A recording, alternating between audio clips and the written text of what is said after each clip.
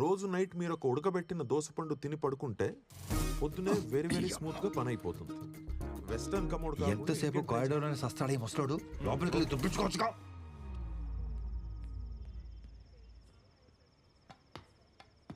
మన బతుక్కి ఇది ఒకటే తక్కువ అనుకున్నాం. ఎవడే ఏ టైంలో పైపెత్తున్నాడు? అమ్మో దొంగ దొంగ దొంగ! ఎక్కడ మీరు?